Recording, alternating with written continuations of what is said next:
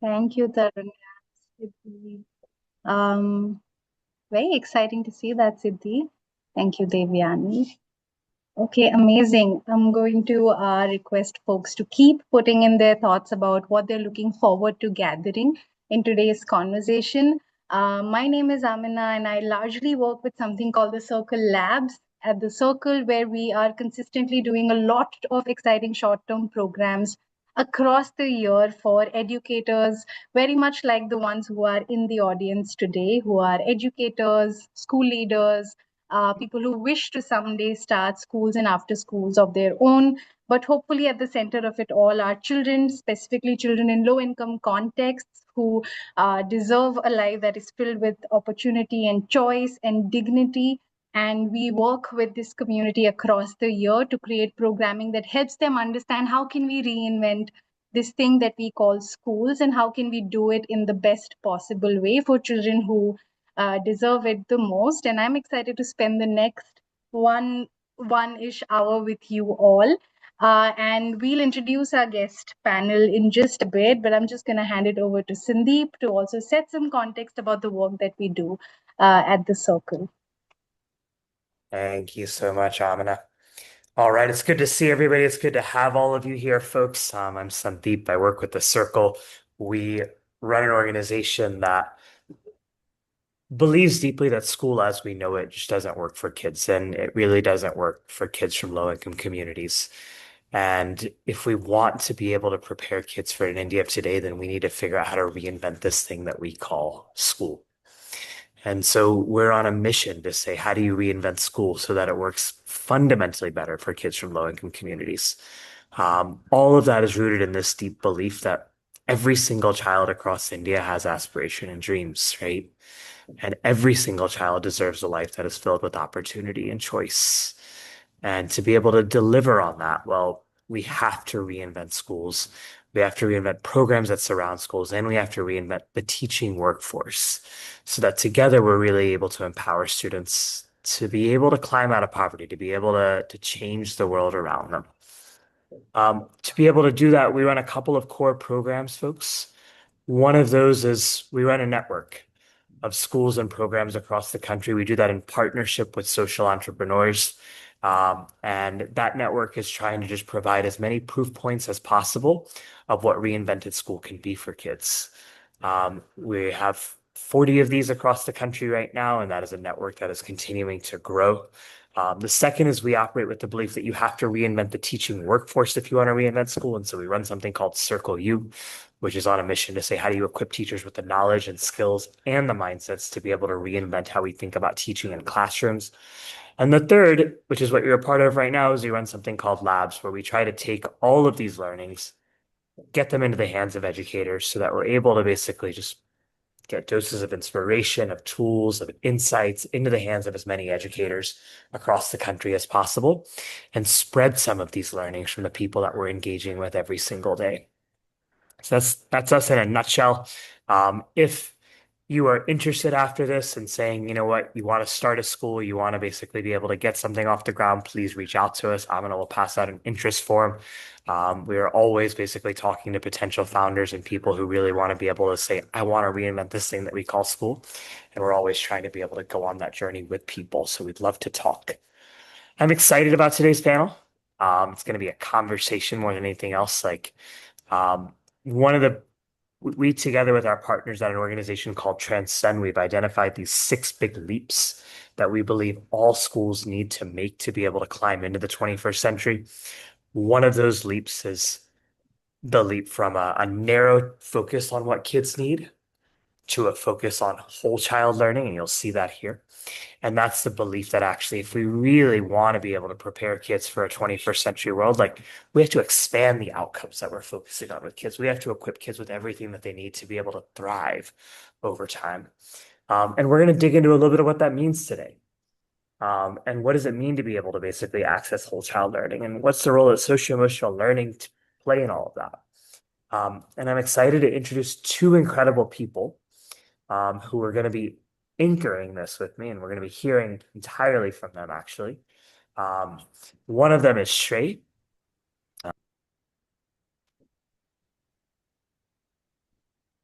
Oops. Okay, there we go. Sorry, I got muted back. So one is Shrey. Shrey started off his journey as a Teach for India fellow back in 2015. And so he's been at this now for 11 years. He started off teaching in a classroom in Ahmedabad. And then after that, went on to basically, run training for the city through Teach for India. After that, spent some time over at Central Square Foundation in Sanjay Sikya before eventually making the call that, he wanted to start a school. And then he joined the circle, um, became one of our 40 social entrepreneurs, and now he is building an incredible, incredible, incredible school in Vikasnagar in Uttarakhand called Sura. And that's sort of they're trying to unlock potential in kids and doing some amazing work to be able to integrate a values-based education with kids. It's good to have you here, Shrey. We're excited to hear from you. Um, the other one is Lina Ashar, who basically doesn't need much of an introduction, but I'm going to give it a shot anyways. Lina is the founder of Kangaroo Kids, which was set up, I believe, now 33 years, back in 93, if I'm not mistaken. So 33 years ago, and has scaled that to many, many schools. She's also set up Billabong High, and most recently, her newest venture, which I find incredibly exciting, Dreamtime Learning, which I'm going to let her tell you about in a few minutes. But I have been incredibly intrigued by over the past few months.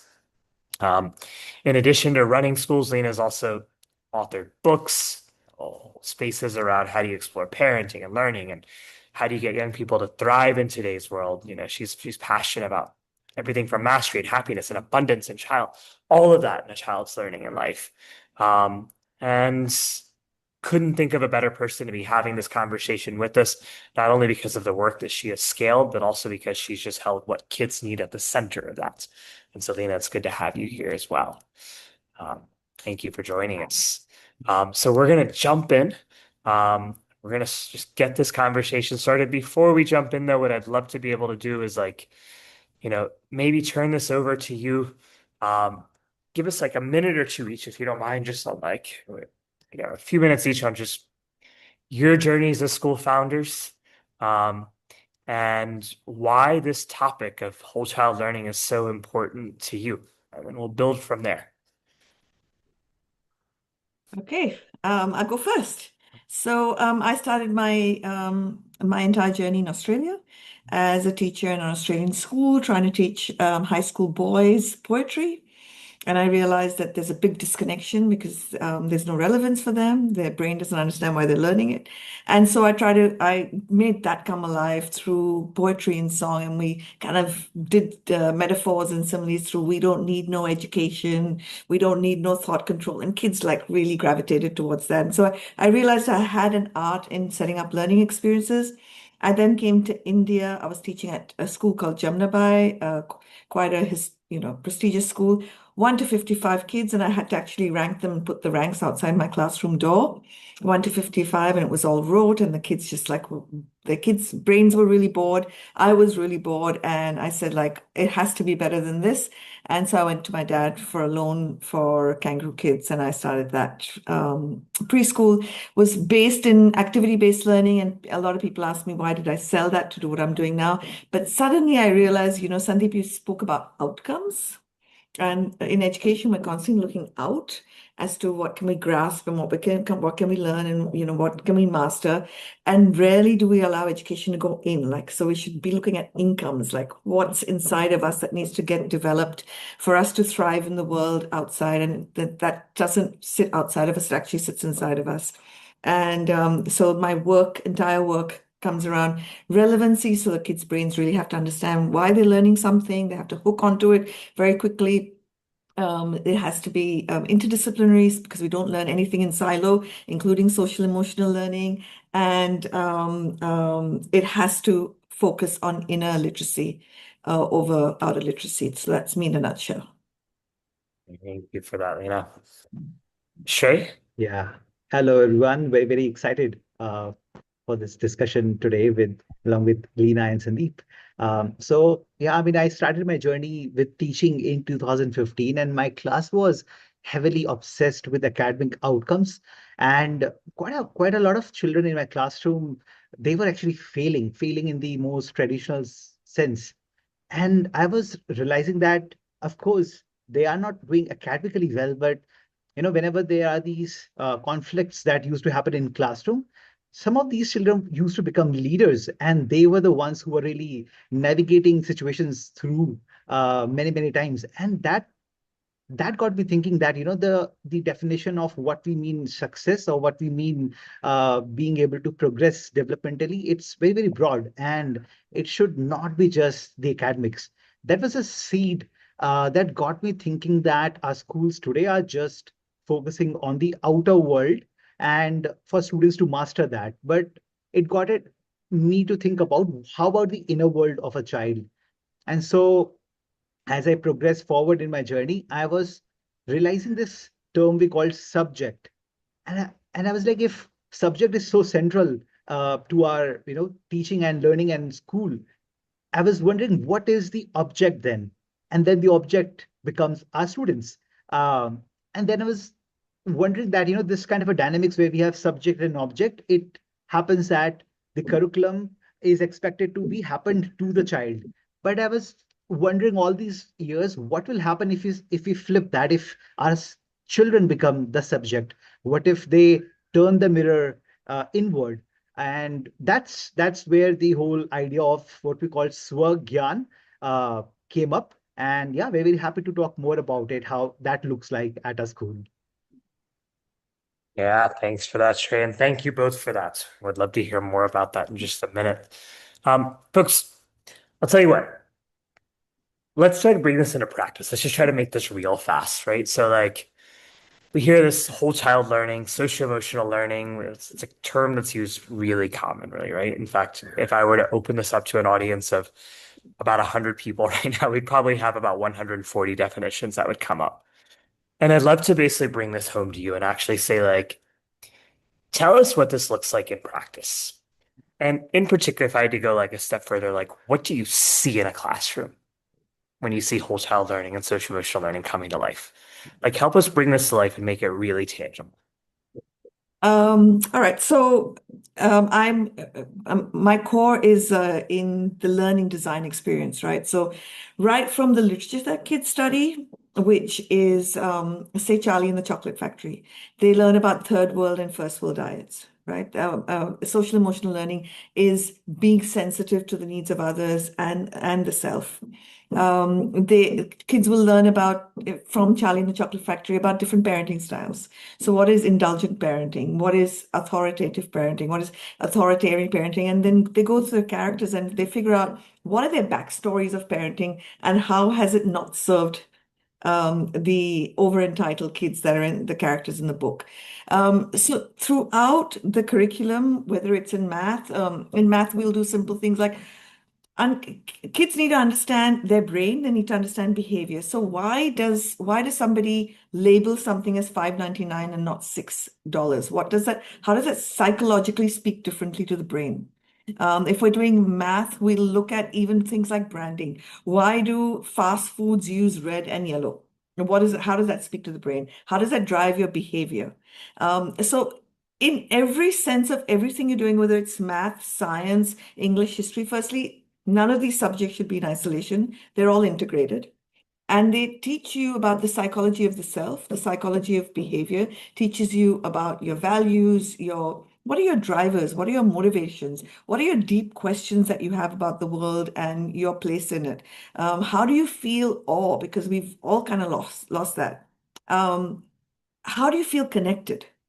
And how do you raise the levels of your neurochemical transmitters in a way that serves you long term? So, a lot of us have been taught that by receiving, we feel really happy, right? We get a gift, I get an iPhone and I feel really happy. But we actually show kids what happens to the neurochemical transmitters, the good ones. They spike and then they fall. And then we teach them how they need to have a larger spike to reach that level again, right? So you need to have more. You can't just get a second iPhone and feel the same level of happiness.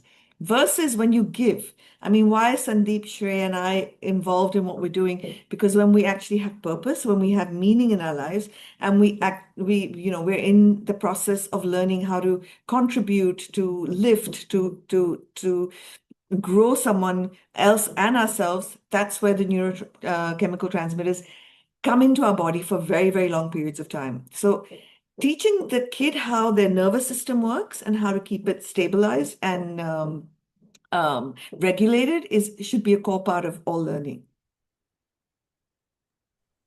Yeah, I love that. And I love the integration that you dug into it, right? That's actually what actually brings it to life. Shrey, would you add to that? And yeah, what does it look like in a classroom for you? Sure, Sandeep, and very, very similar. Like the integration is the key for us as well. What we never wanted is SCL to become a standalone session where students are neatly sitting in a circle and filling out a emotion worksheet to say that, hey, I feel calm. And because that they might feel that that is what is expected out of them, and then go about doing their maths. And these two worlds never touch each other. But what we thought is like, how can we have Swagyan, as you call it, be filled with the content that they learned. So a concrete example is that, for example, when we were doing disaster management topic with our grade fifth students, they were talking about not just the earthquake of Gujarat and what happened there. They were talking about the landslides that happens in Uttarakhand every single year, and that's what we call Jagat Gyan, like very contextualized EVS for that matter. But also, besides that, the next session that happens is where we ask our students, hey, what did you feel? How would you feel if you were the child in that village? And this village is just like, this is a neighboring village to us. And so we are bringing in the news clipping, we're bringing in the video so that students can really, really feel what it means to be there in that disaster. And that is where we feel our children are able to go deep. And it's the same session, same topic, but also we feel that both the world of Jagat Gyan and Swagyan, gets activated. And as you mentioned, Sandeep, of course, SCL would have different definitions, but the way we look at it is two ways. One is the understanding of self, which we call self-awareness and self-management, and the awareness of others, which is like social awareness and the relationship skills that they hold. So it has just two components, just simple how we have put up it on a rubrics as well to be able to further define SCL for us. Yeah, I love that. I love how both of you actually touched on something that's quite common, which is like, what is my relationship with people around me and how do I find a bit of purpose? And that was actually a common thread, even though you didn't call it that through both of your responses. And like, how am I thinking about others outside of myself? How am I thinking about like being able to think about my role in a wider society? Um, Can I and just add something, 100%, Sandeep, before you, please. um, one of the things, so I do a Founders Day note to deepen so that everyone in the organization understands why we exist. And Maslow's hierarchy of needs, if you look at them, and when you look at this, social safety and the lower parameters, and he ended his book at self-actualization. But his diaries actually talk about a deeper, a higher level called self-transcendence, right? Where you transcend the self and you look at humanity as one, the interconnectedness of everyone and all sentient beings, and how do you bring that together for harmony and peace for humanity and for the planet? Yeah, wow. That's an intense and incredibly evolved way of looking at it. And I love that way of looking at it. Look, I mean, I think SEL is used so much as a term that we tend to believe and kind of accept that everybody just buys into it now, and yet I think the definitions that you both offered are just much more nuanced. And what I'd love to do is just ask you, like, tell us the inflection point if you can. What made you believe this? Like, what got you to believe so deeply, actually, that, school and the purpose of school and the purpose of education needs to be about more than just self. It needs to be about something much larger. It needs to be about more than just a narrow set of academic outcomes. Like, what got you to buy into that? Was there an inflection point? And if not, then what was it that really got you to believe in it over time? Well, for me, when Google came in, it shifted my perspective, and then when AI came in, it shifted it all over again, right? How so? Sorry? How so? Well, firstly, when Google came in, you didn't need to actually remember the response, the answer. You needed to be able to get to the answer and draw it out. So research and stuff like that became a lot more part of what we were asking kids to do. When AI came in, a few things are happening. One is that you no longer need to know the answer. You just need to ask the right question. So how do you go about teaching kids how to, and we teach kids how to prompt, because no matter what people are saying about AI, we're all using it. We will be using it in the workforce and everywhere else. So we actually teach kids that if you prompt this, what is it, the outcome? Whereas if you prompt this, what is the outcome? Hmm. So, and AI is also going to get us more polarized. Google started that, and then so we teach kids how, if you believe in aliens or you don't believe in aliens, how does your algorithm change? Like, what does YouTube start throwing at you? And the problem is that what it throws at you deepens, what we call cognitive bias and cognitive belief. So if you believe in aliens, everything will come at you that makes you believe in aliens even more. And if you don't believe in them, everything will come at you. And a scarier thing is Trump. If you like Trump, everything comes to you pro-Trump. And if you don't like Trump, everything comes to you anti-Trump. And how do we get kids to understand that? So we actually, younger kids, we do the alien thing. With older kids, we make them watch Trump, the same event, the same thing that happens from a CNN and a Fox perspective. And how do these perspectives have absolute opposite ends of the spectrum of storytelling? Or how does Israel and Palestine work? How are the stories so divergent, and what are the dangers of that single story? And how do you see both stories and come together? So we'll do very interesting things. AI is here, right? But like, say, for example, if you're a vegetarian or non-vegetarian, we'll get kids to say, okay, do you believe in being vegetarian or non-vegetarian? Then we'll do a very interesting thing. We'll put them in opposite, we'll give them the opposite argument to have to come in and argue. So now they have to use AI not just to get information, but they have to get it to argue from an opposite perspective. So they start understanding how all of this works, how we're deepening our biases and our beliefs, and how we're getting more and more polarized. And if for humanity to move forward, we need to be more connected. So I hope that explains why I shifted everything. It's not about external mastery anymore because content is available. So it's about inner mastery. I can learn anything I want to as long as I can focus. I can learn anything I want to as long as I'm disciplined. I can learn anything as I want to as long as I'm not stuck on Candy Crush and I understand what Candy Crush is doing to my brain versus, learning something new is. Yeah, I love that. So multiple technological shifts, and like, what does that mean actually for the inner work that I need to be able to thrive in today's world? Shrey, would love to hear from you as well. Sure, Sandeep. So your question is like, what was that moment or experience that made me value SCL overall? And Yeah. yeah, I would like to attribute that to my experience at the Gandhi Ashram. And one fine day when we were there at one of the retreats, I remember one of the days is about like seva, some kind of ashram done, and we all were there with a broom cleaning this road. And I realized, like, when we are cleaning that uh, road, a lot of questions came to me, like, as in, like, I'm going to clean this, but what will happen to this road tomorrow? And it is only going to get dirty again. So I was like, what is the whole point of me doing this work and brooming this today?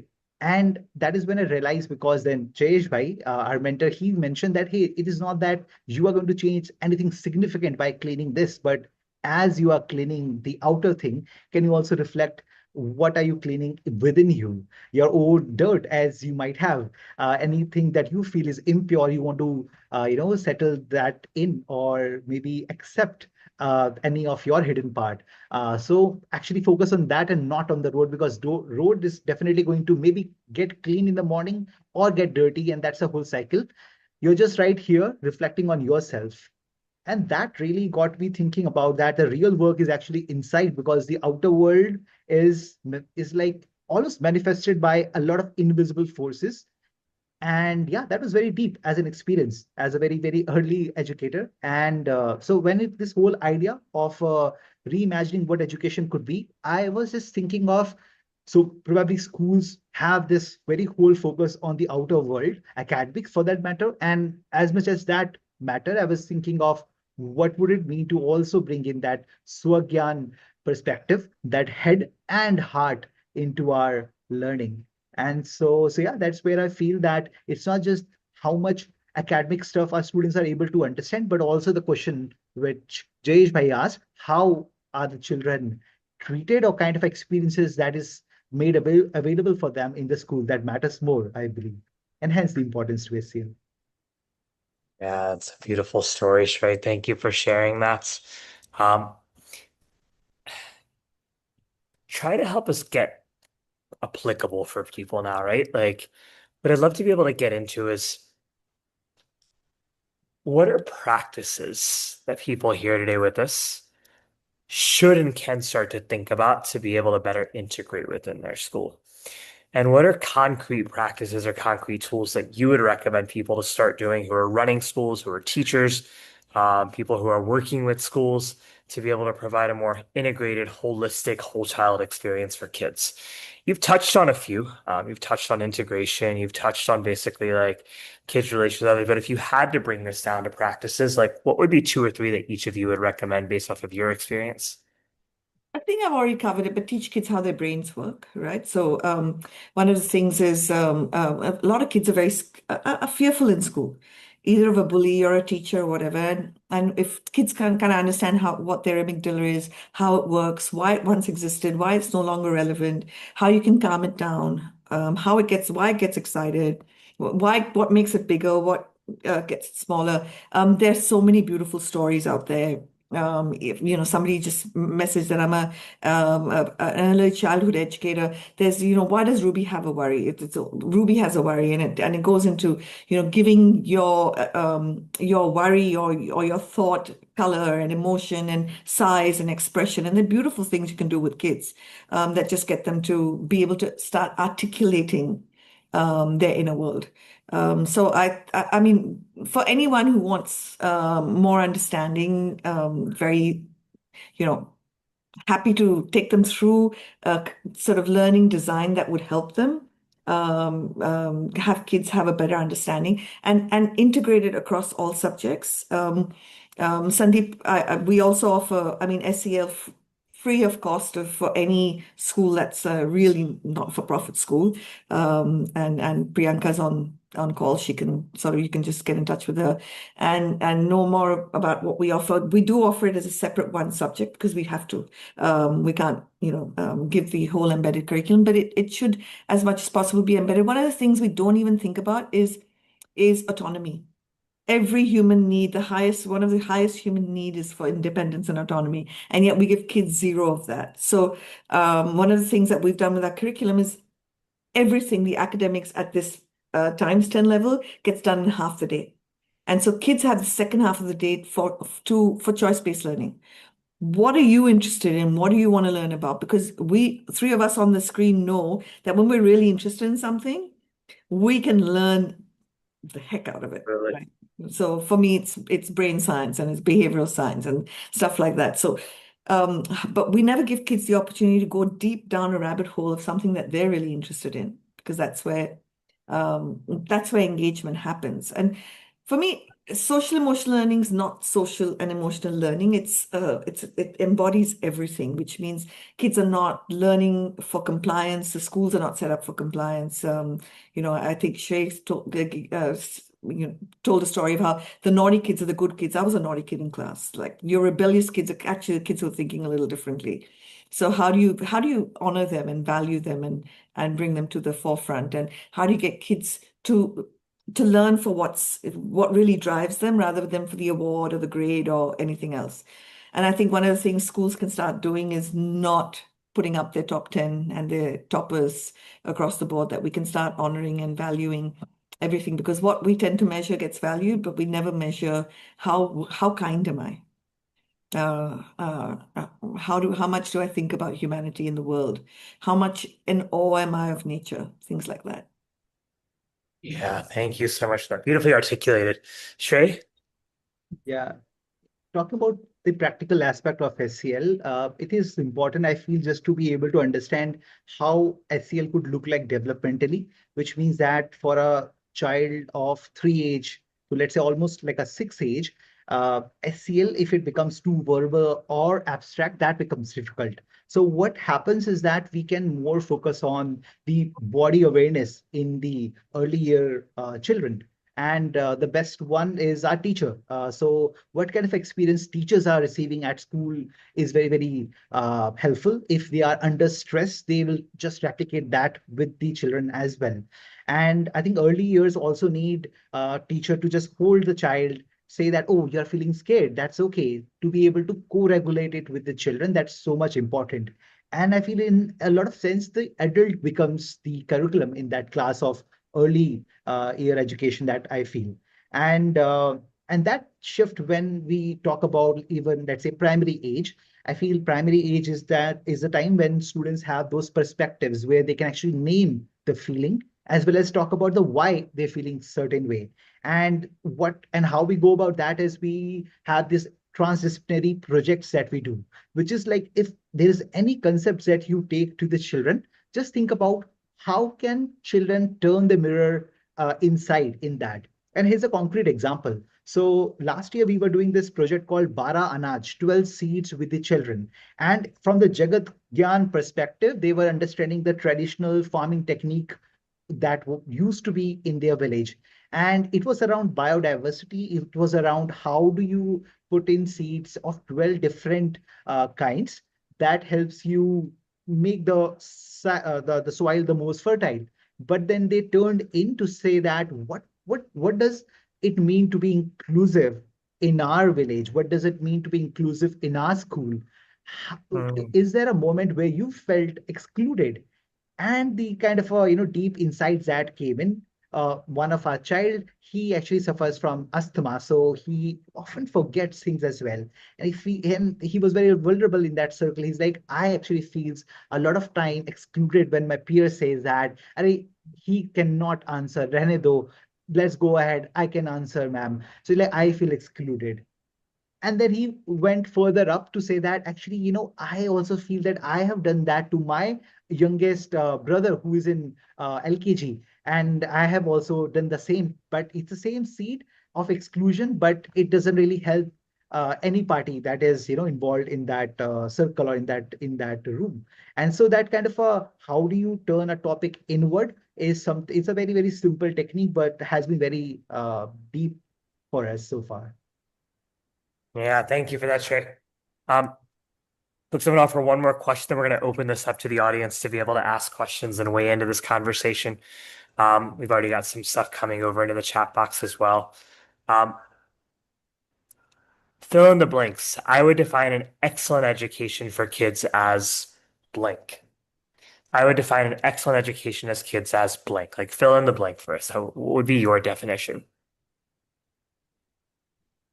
Um, I'm thriving in the world, regardless of what happens externally.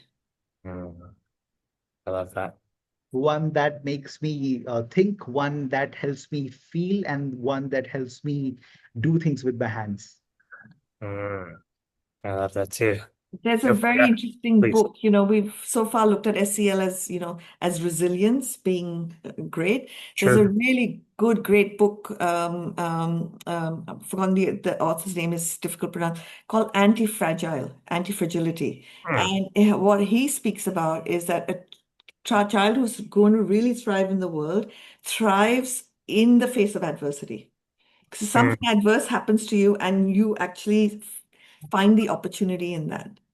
And like, so COVID happens. What did I do during COVID? I interviewed 100 thought leaders in the area of neuroscience, behavioral science, and the future context of the world to build the blueprint for Dreamtime Learning. So no matter what, because people like Seth Godin or Angela Lee Duckworth won't be available to me normally, but they will during COVID because they're all sitting at home, open to the interview and so no matter what's happening, wars, global warming, everything, how do you find a way of seeing it as an opportunity for me to um, raise myself higher? Yeah, that's beautiful.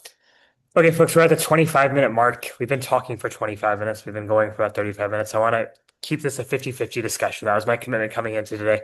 And so I'm going to stop asking questions. I'm going to ask everybody to come on over to the chat box. We're going to take 2 or 3 minutes. And as you're over in the chat box, what I'm going to ask you to do is just put one reflection that's on your mind, but also a question. And then I'm gonna give you the unenvious task of having to distill those questions and to be able to basically throw some at us.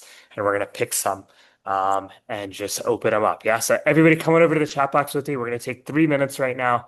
Um, and I'm gonna get a little bit of music going.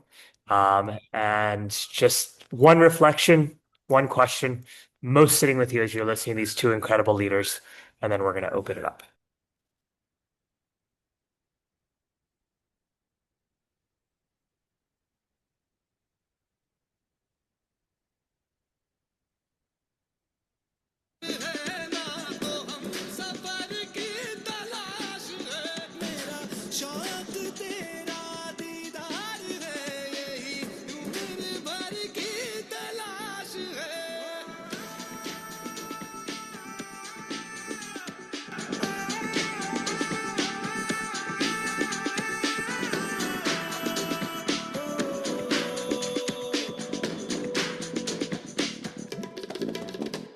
मेरे हम कदम है ये ज़मीन,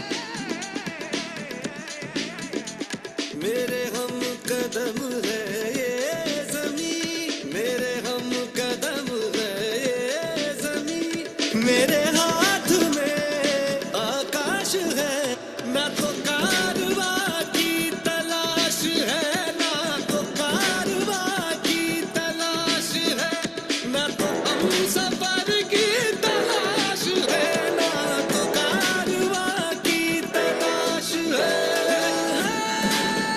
टूटा मेरा मैं इश्क जला कर आ गया,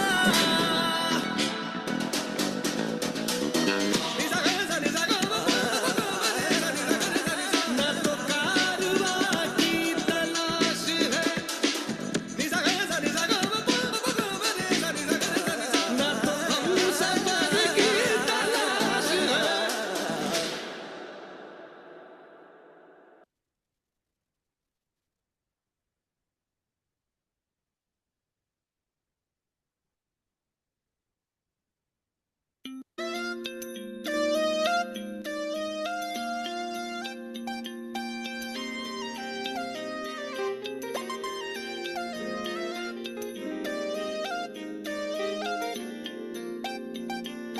रात दी गल सुनियो सुनियो वे, रात दी गल सुनियो सुनियो वे, कोई ना चार चुफेरे, पिछे ना मुड़ियो मुड़ियो वे, पिछे ना मुड़ियो मुड़ियो वे, राता दे काले काले चेहरे, डर डाडा डसे वे, और मंजिल हसे वे, आहट से डरियो डरियो वे, आहट से डरियो डरियो वे, खौफ के अंदर लगे डेरे, हौले से चलियो चलियो वे, हौले से चलियो चलियो वे, राता दे काले काले चेहरे, डर डाडा डसे वे, हाय, और मंजिल हसे वे, डर डाडा डसे वे, और मंजिल हसे वे, हाय। हाँ, क्या है ये कमाल बस पूछना पूछना, मेरा हाल चाल बस पूछना पूछना, कल्ला हवा नाल करा, मैं तो ओड़ा ओड़ा ओड़ा ओड़ा ओड़ा, वेख जरा मेरे अंदर हुंदी शूशा शूशा, हर वेले हंसा कवा हूँ हाँ, रोशन रोशन हो गया, ठंड सीने विच पई मैं गया, मैं गया।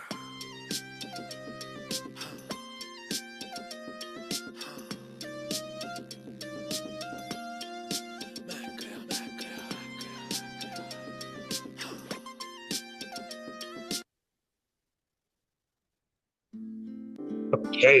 रात भर Should we start taking some of these? I'm going to give you minutes to be able to consolidate. While we do, I'm just going to take a couple that are standing out, and then we'll wait for you to come back. But I think like a couple of people have asked, like, how do you build teacher capacity to be able to do this? And I think like, what are your practices from being able to basically teach teachers how to do this and to hold this? And would love for one of you to respond to that. Yeah, or both of you. I scripted.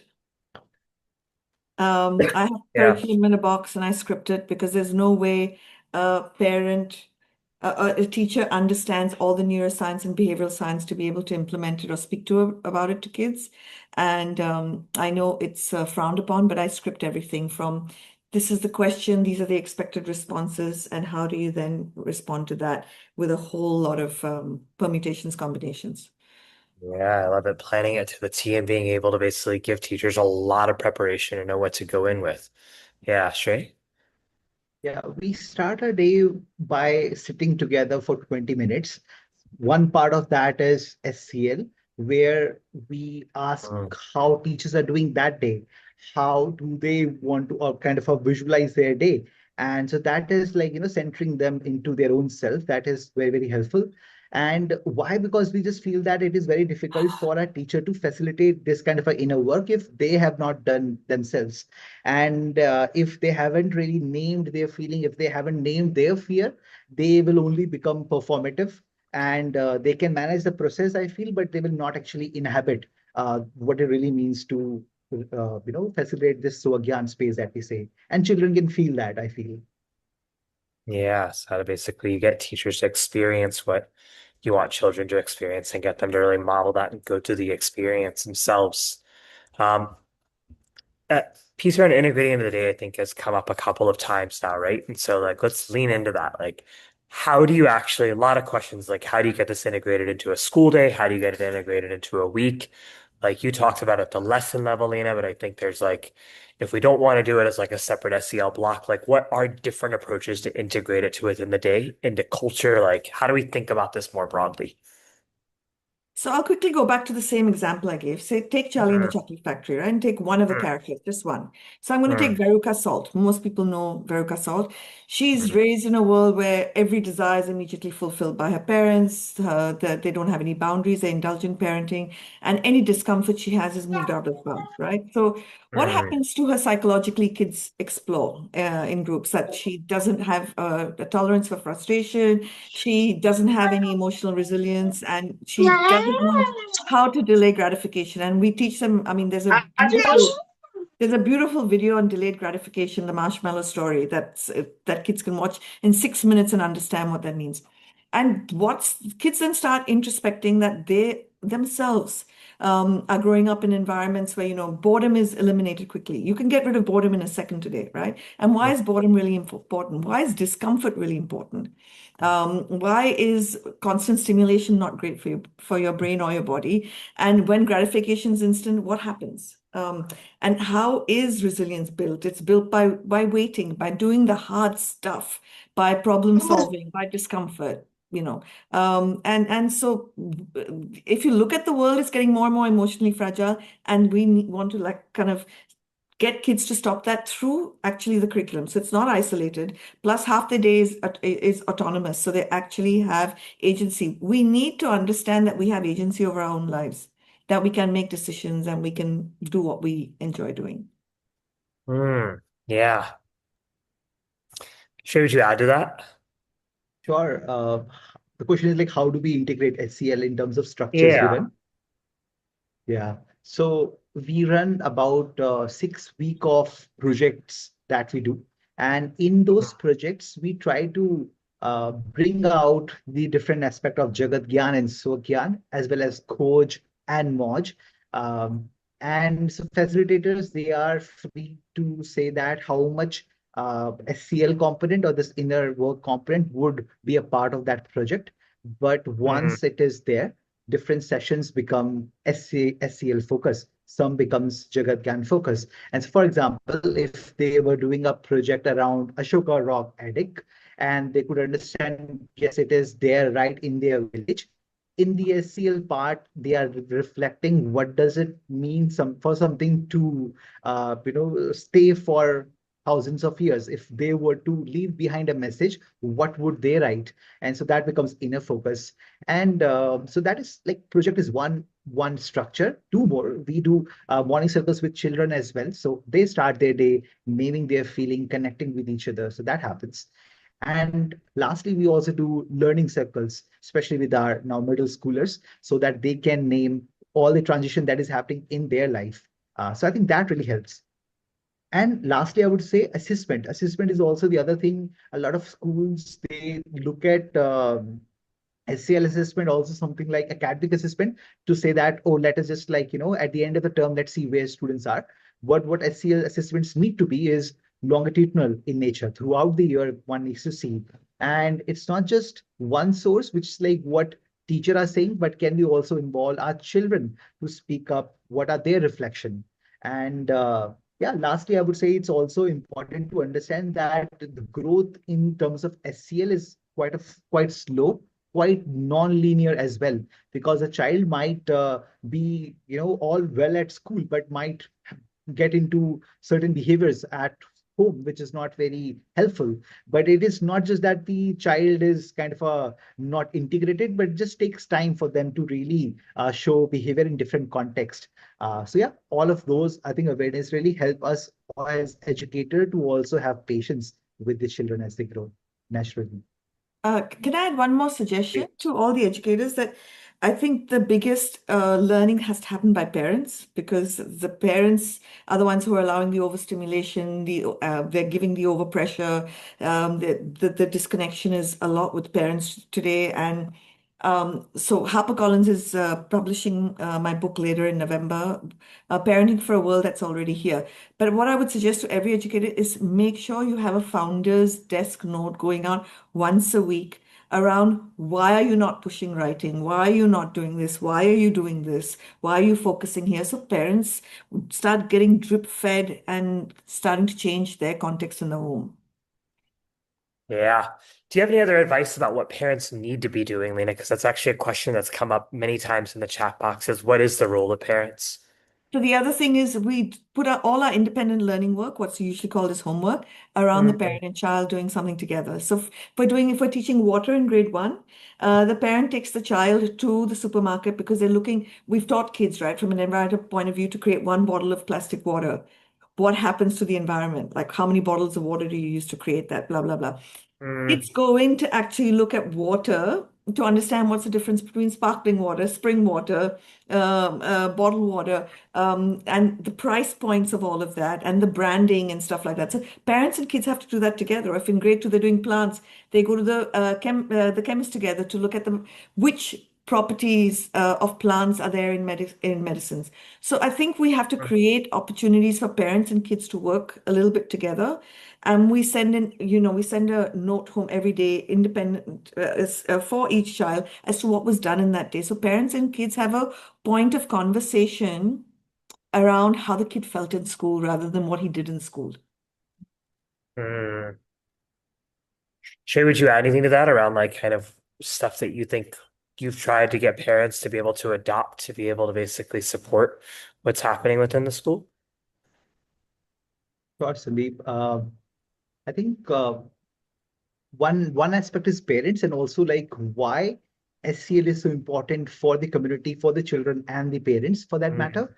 And I feel that when we look at SCL, it's about going in, and it is so important because the narrative that the community and the parents hold is that the context or the village that they are part of, it is something to escape from, because if you want to build something in your life, you have to be in the city. So why yeah. we do SCL and the kind of a work we want to do with parents is for them to really root themselves in their own identity as Pahadi, and for them to be Mm, able to say that what is going in me, my identity, and what is going around me in my hills, and what part can I mm, play.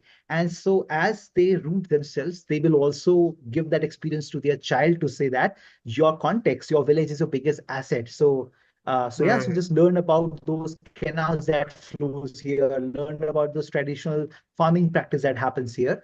I think that is why we do SCL, and why we want to get in parent support as well in all of this work. Yeah, thanks for that. Yeah, An interesting we've thing s- happens when kids go home and they tell their parent, your style of parenting is authoritative or it's authoritarian, and this is what the outcomes can be for me. And that's really powerful. yeah, totally. I mean, we'll start this question off with you if that's okay. There's a lot of questions here around like, what does this look like across different age groups? What does it look like for really young kids? And then what does it look like as kids get older? And I wonder if you could start to paint a picture of what that progression might look like. And then Shrey, I'd love to bring you in after that as well. So take the example I gave you why Ruby has a worry, right? It's a Yep. storybook. What often happens is parents don't know, like they've read the storybook to kids. Now, what are the activities you can do Mm, through the storybook, right?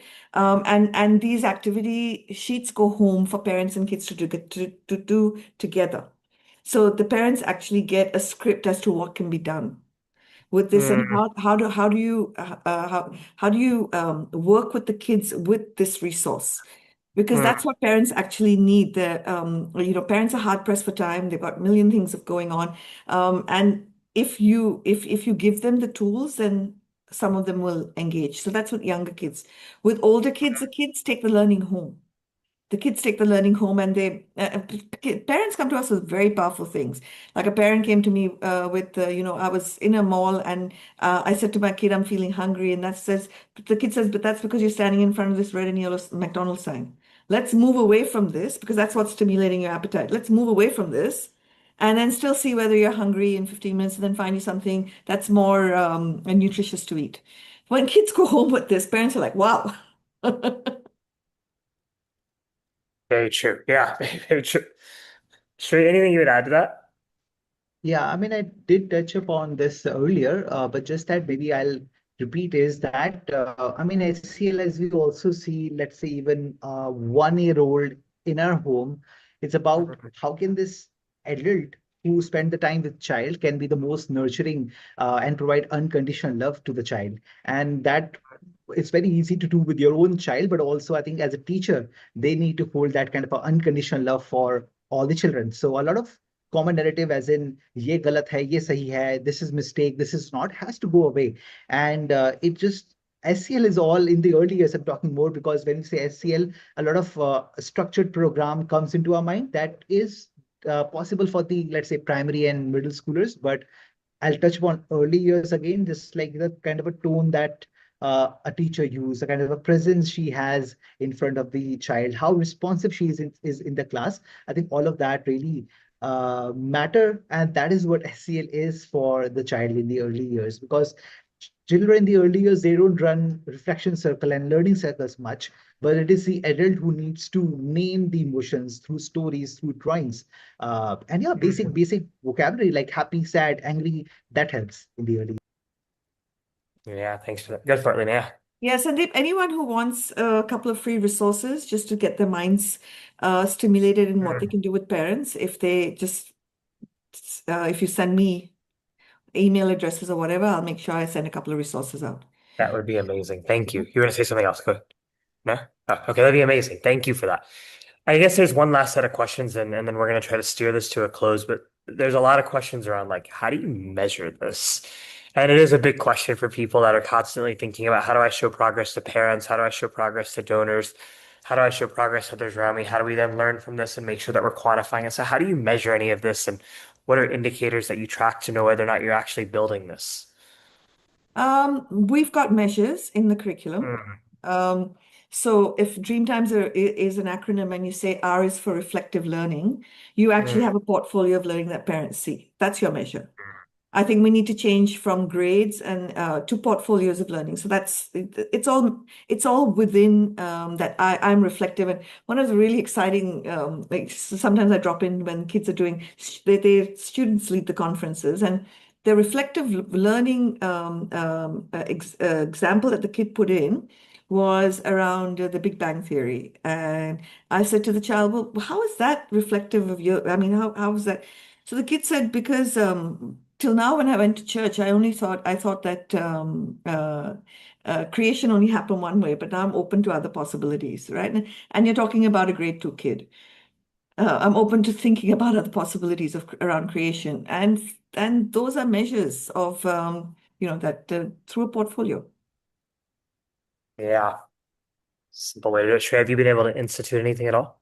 Yeah, sure. I mean, we Yeah. have our rubrics in place, which when we say heart domain, it has two things, Mm, the identity and the relationship. So it is helpful at least as an institute for you to define what SCL is for you. So we have these two components on level 1, 2, 3, 4. which actually defines a behavior we hope our children will be able to showcase. And one concrete way we do it or have done in the past is we have said that, hey, here's a scenario. If you were to resolve it, how would you go about showing it, let's say, in a theatrical form? And so students were at it. And we were like, yeah, we would love to see what you come up with. What they didn't know is we weren't really assessing their end product, but how would they go about doing it in the team? And so about more than 50% of their marks or the assessment was about how did they go about a day or two going and preparing for it. And so we could really see them live their behavior among each other. Were there conflicts? Were they able to resolve those? Who is being the leader here? Who is oppressing? Who is so all of those we were able to see. So that is one way to give them tasks and to be able to see their behavior throughout. Yeah, thank you for that, Shrey. We're going to close with one final question, folks, for both of you. One piece of advice that you've got for everybody here. You've got educators, you've got teachers, you've got teacher trainers on this call, you have school leaders, school founders. Clearly, from all the questions, you've got a group of people that are really trying to get this right. One piece of advice is they take some of their first steps to be able to venture more into that. Like, what would you offer? I'll offer samples of anything. I'm here to raise human consciousness and happy to help anyone on that journey. I think if we just shift the whole idea of education as raising consciousness, I think we'll have a far better world and a more peaceful one as well. Yeah, I agree with that, Lina. Thank you. Shrey? Yeah, I mean, I would say SCL starts from you. So go sit and meditate every day for 15 minutes. I think you will go deep into your own patterns and your own awareness. And from that space, we'll be able to also do something great for our children. Yeah, thank you for that, Shrey. Lovely, lovely closing thoughts. Okay, folks, we're going to bring this conversation to a close. I'm going to hand this back over to Amina in just a minute.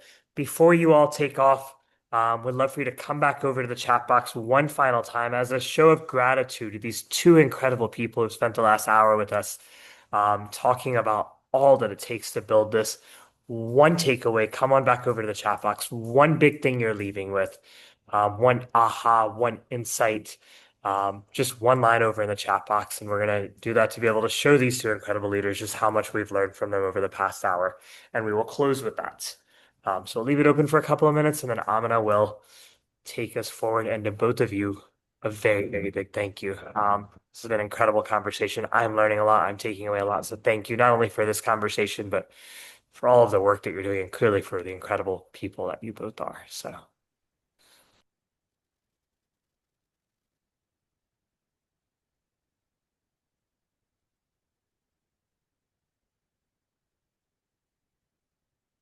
Baby, down in the sky turn pink.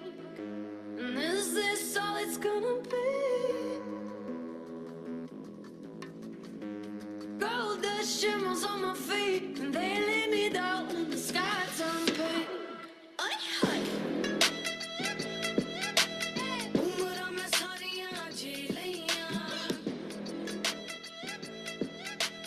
roshni mein sariyan piliyan. Thank you so much, everyone, for your just notes of gratitude. And I think I'm echoing so much of what is already being said on the chat, Lina and Shrey. I think you both come in with not just so much information around how educators can embody this and take it to their spaces, but also you both model this out so much in the way you've been addressing all the questions and how deeply you've thought about even the smallest interaction in your learning spaces. And I'm deeply grateful that you took the time and you came and addressed all of us, and to everyone who listened in so intently and kept the chat so alive with all your questions. And I'm getting requests for how we can, take these. Is there a recording? They want to share it with their educators and their team members. So it's already there's so much excitement around what you've shared. And I know this is a topic that's so close to all the educators. So I'm again Lina, Shrey, and also Sandeep. Thank you so much for holding this conversation and diving deep into something that's so relevant and impactful for the kids that we want to work with and the kids that we want to shift life and learning outcomes for. Folks, we keep doing these forums across the month, and you'll keep getting updates from me on that. As you close for the evening and you also just head out of the session, please do fill out a poll that's coming up on your screen. But again, thank you so much for spending the time with us, Lina and Shrey. Cannot thank you enough for the time that you've spent. Thank you so much. Do fill in a poll on your way out, and we're good to close. Thanks again, guys. Bye. Thanks, Sandeep. Bye, Shrey. Thank you.